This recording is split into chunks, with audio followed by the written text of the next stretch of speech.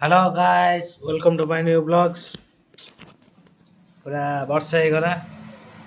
ବର୍ଷେ ଭିତରେ ଏପର୍ଯ୍ୟନ୍ତ ବ୍ଲଗ୍ ଟୋଟାଲ୍ ଛଡ଼ା ନଥିଲା। ବହୁତ କାମରେ ବ୍ୟସ୍ତ ଥିଲି। ମୋ ଦୋକାନ ସେଟଅପ୍ ବି ଏଠି ନାହିଁ, ଘରକୁ ପଳେଇଛି। ସେ ଘର ସେଟଅପ୍ ତ ଦେଖେଇନି। ବର୍ଷେ ହେଇଗଲା ତ ବ୍ଲଗ୍ ଫ୍ଲଗ୍ ଆସିନଥିଲା। ପୁଣି ଷ୍ଟାର୍ଟ ହେଇଗଲା, ବ୍ଲଗ୍ ଆସିଗଲା। ଆଜିଠୁ ବ୍ଲଗ୍ ଷ୍ଟାର୍ଟ ହେବ ପୁଣି। ଆଜିଠୁ ବ୍ଲଗ୍ ବି ଦେଖିବେ। ତାପରେ ଆସନ୍ତାକାଲି ବି ଯାଉଛୁ ଆମେ କୋରାପୁଟ ପ୍ଲାନିଂ। କୋରାପୁଟରେ ବି ଆପଣଙ୍କୁ ଦେଖେଇମି। କୋରାପୁଟ ଏରିଆ ଆମେ ଯେଉଁ ଯିବା, ଯେଉଁ ଜାଗା ବୁଲିବା ପାଇଁ ଏକ୍ସପ୍ଲୋର କରିବା, ସେ କେଉଁ ଜାଗାରେ କ'ଣ ହେଇଛି, କ'ଣ ଦେଖିବା ସବୁ କାଲି ଯିବା। ଆଜିଠୁ ବ୍ଲଗ୍ ଷ୍ଟାର୍ଟ ହେଲା। ଆଜି ହେଉଛି 6 ଜାନୁଆରୀ 2026। ଆଜିଠୁ ବ୍ଲଗ୍ ଷ୍ଟାର୍ଟ ହେଲା। ସେଦିନ ଯାଉଛି ଦେଖିବା ଆଉ। ସକାଳୁ ଦୋକାନ ଆସିଥିଲି, ଏତେ ଜୋର ଶୀତ ମାନେ ଗାଧୋଇବା ପାଇଁ ଇଚ୍ଛା ହେଉନି। ସେଥିପାଇଁ ଗାଧେଇକି ଆସିବାକୁ ପଡ଼ିଲା। କାରଣ ଦୋକାନ ସକାଳୁ ଠାକୁର ପୂଜା ରହେ, ସେଥିପାଇଁ ଆସିଲି। ଦୋକାନରେ ସକାଳୁ ବସି କାମ କରୁଛୁ।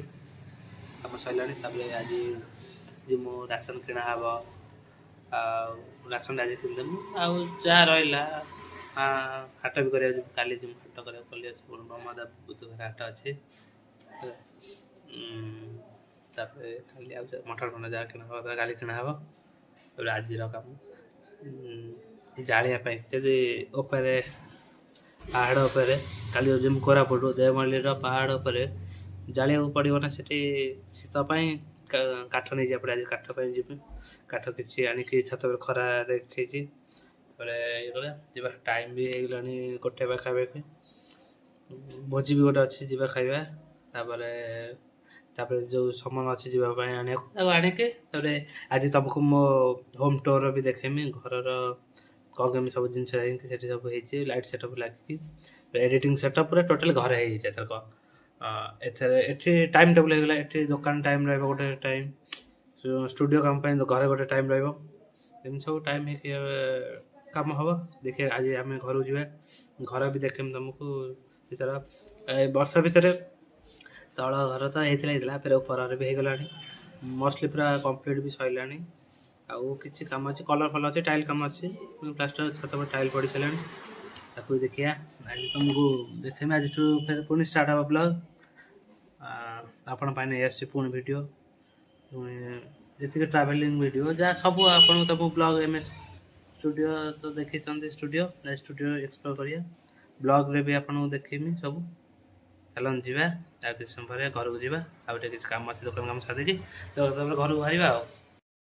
ହ୍ୟାଲୋ ଗାଇସ୍, ଆଜି କହିଥିଲି ଆପଣଙ୍କୁ ଷ୍ଟୁଡ଼ିଓଟା ଦେଖେଇବି ବୋଲିକି, କିନ୍ତୁ ରାସନ ଫାସନ କିଣା ହେଉଥିଲା, ଟିକେ ମୁଁ ବ୍ୟସ୍ତ ରହିଯାଇଥିଲି। ଆଉ ଭିଡ଼ିଓ କରିବା ପାଇଁ ଟାଇମ୍ ହେଲାନି। ଯିମି ରାତିକି, ତଥାପି ରାତି ଆସିକି 8:20 ହେଲାଣି। ଆଉ 10-15 ମିନିଟ୍ 20 ମିନିଟ୍ ପରେ ଦୋକାନ ବନ୍ଦ କରିମି, ଘରକୁ ଯିମି। ଆପଣଙ୍କ ନୂଆ ଷ୍ଟାର୍ଟଅପ୍ ଯେଉଁ ହେଇଛି ଘରେ, ନୂଆ ବିଜନେସ୍ର ପୁରୁଣା ବିଜନେସ୍, ଘରେ ନୂଆ ଷ୍ଟାର୍ଟଅପ୍ ନୂଆ ହେଇଛି। ଏଡ଼ିଟିଂ ଲ୍ୟାବ୍ ପୁରା ହେଇଛି। ଆପଣଙ୍କୁ ଗଲେ ଦେଖିବେ, କ୍ୟାମେରା ରଖୁଛି। ମୁଁ ସେଠି ସିଫ୍ଟ ହେଇଯାଇଛି ଘରକୁ। ପୁରା ଗଲେ ଦେଖେଇମି ରାତିକି।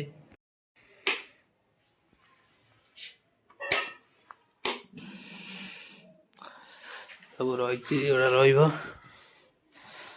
ଟିଭିଟା ଏଇଠି ଥୁଆ ହେଇଛି। ସେଠି ସବୁ କ୍ୟାମେରା ଜିନିଷ ସବୁ ଥୁଆ ହେଇଛି। ଏଠି ଏଇଟା ହେଉଛି ଏଡ଼ିଟିଂ ସିଷ୍ଟମ୍। ଏଠି ରହିଲା ଭିଡ଼ିଓ ଏଡ଼ିଟିଂ। ଏଇଟା ହେଉଛି ଆଲବମ୍ ଡିଜାଇନ୍।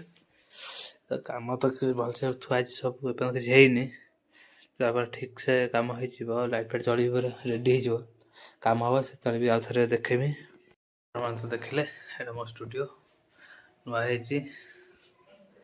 ଏଇଟା ମୋ ଘର ଇଣ୍ଟେରିୟର ଫାଷ୍ଟ ରୁମ୍। ଉପର ଘରେ ବି ହେଇଛି। କେତେବେଳେ ଦିନ ବେଳା କେତେବେଳେ ବ୍ଲଗ୍ରେ ଆପଣଙ୍କୁ ଦେଖେଇମି। ଇଏ ପୁରା ରେଡ଼ି। ରଖୁଛି। ଜୟ ଜଗନ୍ନାଥ। ଆଉ କାଲି ଦେଖା ହେବ। କାଲିଠୁ ତ ବ୍ଲଗ୍ ଷ୍ଟାର୍ଟ ହେବ। କାଲିଠୁ ପୁରା ନୂଆ ଧମାକା ପୁରା ହେବାକୁ ଯାଉଛି। କାଲିଠୁ ପୁରା ବୁଲିବାକୁ ଯିବୁ। ପିକନିକ୍ ସ୍ପଟ୍ ଆପଣଙ୍କୁ କାଲି ଏକ୍ସପ୍ଲୋର କରିମି। କାଲିଠୁ ଆପଣଙ୍କୁ ଦେଖେଇମି ନୂଆ ଭିଡ଼ିଓ। କାଲିଠୁ ଯୋଡ଼ି ରୁହନ୍ତୁ ମୋ ଚ୍ୟାନେଲ୍ ସହିତ। ତାପରେ ଦେଖିବେ ଆପଣ ଭିଡ଼ିଓକୁ ଆଉ।